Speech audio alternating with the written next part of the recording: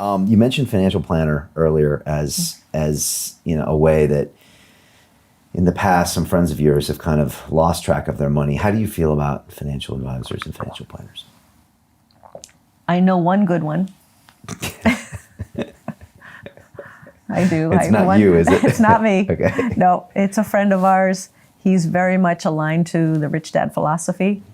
And even he will say, most people who come to him, they'll say, yes, I'm going to do this. Yes, I'm going to do this. Of course, yes, I'll stick to this plan, this plan, this plan. And as soon as they walk out the door, they do nothing. And too often, people come to them when they're in their 60s and 70s, and there's not a lot he can do for them.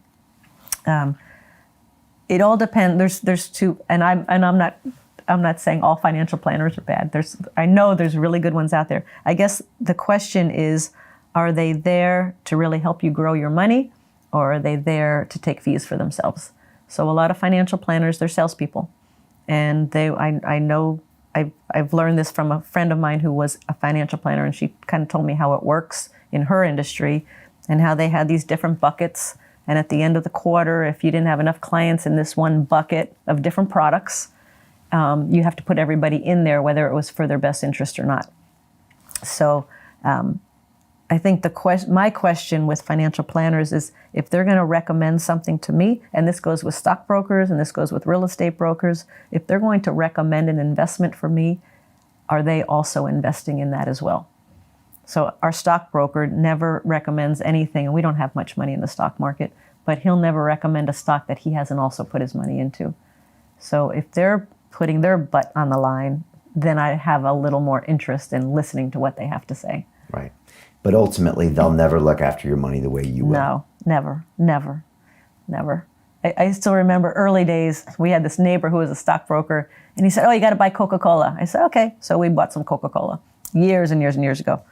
And I'm watching it, and I'm like, I want to sell it now. It's made a nice little profit. I want to sell. No, don't sell it. It's going to do this, and it's going to do that. And I'm like, no, we really want to sell it. No. And I let him talk me into keeping it. And I went the other way. And we lost money on that. So I'm just not a student of the stock market. I don't want to be a student of the stock market. If I'm going to do an investment, I need to be a student of that investment. I need to study it. If I'm, as in entrepreneurship, we're studying every day, right? We're learning every day. We're studying new things every day. So whatever I'm going to put my money into and put my time into, I've got to be an avid student of it. Yeah, good advice. All right, taxes. Tell me about taxes. What do people need to understand about taxes? I think a lot of people have a weird impression of taxes, maybe the same as money, and who should pay and who shouldn't pay and what you do about that. So to educate us. Nobody likes paying taxes. But I have heard people say, I'm happy to pay more, and I'm happy to pay a lot more in taxes because that means my income is bigger. That means I'm making more money. Okay, I don't have problem contributing money to my country, but not when they're spending it and wasting it and not using it to how it should be done. So in the world of taxes, unfortunately, the people that pay the highest taxes are employees and self-employed people, because they don't have many, there's not many, deductions. They don't have many deductions that they can take to offset their income against the taxes. So the people that benefit are business owners and investors who pay a lot less in taxes. And the reason they pay a lot less in taxes is because, as our friend Tom Wheelwright, our tax advisor and Rich Dad advisor on taxes, he says that that taxes are just an incentive system. They're an incentive. So the government will give you tax incentives if you're doing things that the government cannot do. So when we buy apartment houses, we're providing housing. Government can't provide housing, not a lot of it. When we invest in oil and gas, the government is not going to look for new energy supplies. So we are investing in things that the government wants us to invest in, and by doing that, we get tax advantages. People don't understand that. They think if you make a lot of money, you should pay the bulk of taxes.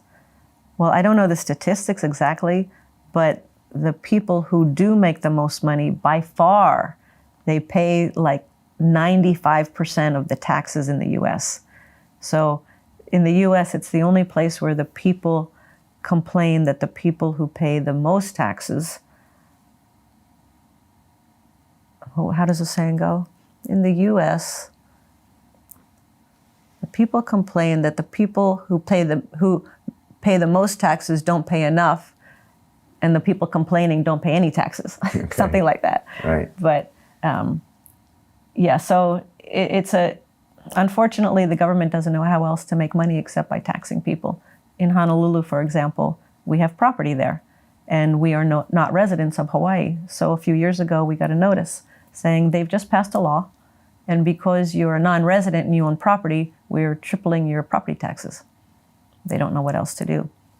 So I think the most important thing about taxes is it's not rocket science, but just know if you're an employee, there's not a whole lot you can do, and you're going to pay that tax bill. But if you become an entrepreneur, even in the self-employed quadrant, there's still tax deductions you can take.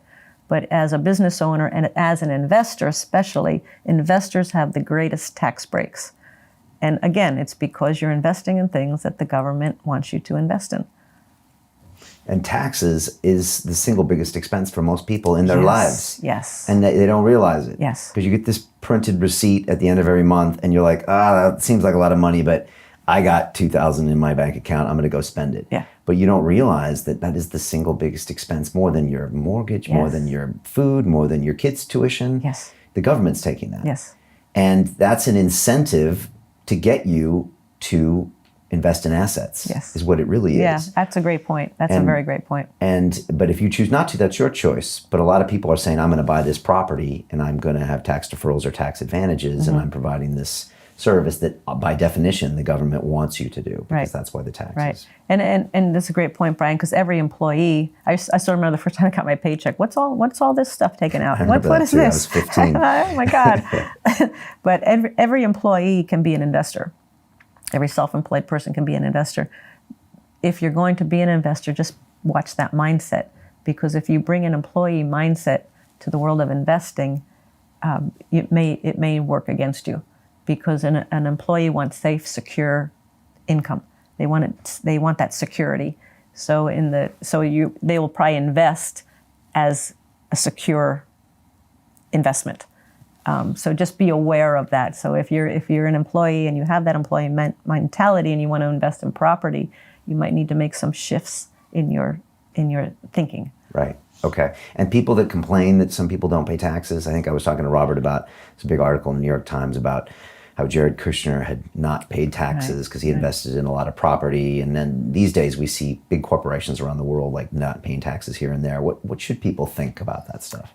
Well, they wanted Trump to reveal his tax returns. The average person would have no idea what that tax return means, because the people that, again, if there's a mindset that if you make money, you should pay a lot of taxes.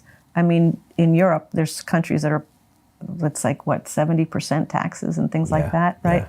So I think people just need to understand that, and I don't know how to get this across, but the people that are, like, let's talk about somebody that owns a big business, employs 1,000 people.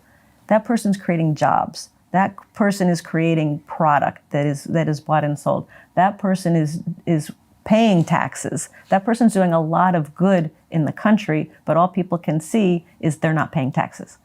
Okay? So there's got to be this shift. There's right now, a capitalist is a 4-letter word. And I do agree, there's a lot of greed. There's a lot of greed in business today, and there's a lot of greed in Wall Street especially. But I would love to see a shift, and it's starting. I'm seeing a few people talking about it, from just capitalism to conscious capitalism, social capitalism, where it's not about the money so much as it's about doing good. And a lot of companies, we were on listening to the co-founder of Whole Foods, and he was talking about conscious capitalism. And he says, people blame capitalism for all the social ills of the world, because that's not fair. We didn't create all this social ill. We're trying to do good work. We're trying to put people to work. We're hiring them. We're giving them jobs. We're creating product that's used by the citizens. So I think It's almost like people are being brainwashed into business is bad, business people are bad, capitalism is bad, Wall Street is bad, and Wall Street in a lot of ways is bad. Investing is bad, landlords are bad. It's like there's this polarity that's happening, and I'm not sure how to correct it. If you have an idea on that. I just think sometimes it's these weird news headlines that are kind of clickbaity to kind of get us against them versus mentality, which kind of feeds into the whole system that never teaches you about money in the first place. And, I don't necessarily believe in conspiracy theories, but I do believe that people like the status quo. Like most people are kind of interested in keeping the status quo the way it is. And so you could teach kids about money in school, but it might mess up all this other things you have, employees and the mentalities and stuff. And so they instead would throw a headline, oh, look, this company didn't pay tax, or look at this person doing this, or this Wall Street banker got paid this, without maybe diving in deep and saying, okay, well, what's going on here? Yeah, well, people don't read past the headline. Yeah. Matter of fact, I was talking to one company, and they talk about the unobvious trends happening. And the number one unobvious trend was manipulated outrage. And it's the media, it's social media. They, like, just as you say, these horrific headlines that get you all riled up on the internet. They'll go, if you get all riled up, oh, if you like this article, we got 10 more that are worse than that. So they are creating this polarity, and they're creating people to get very upset and angry about business, about money.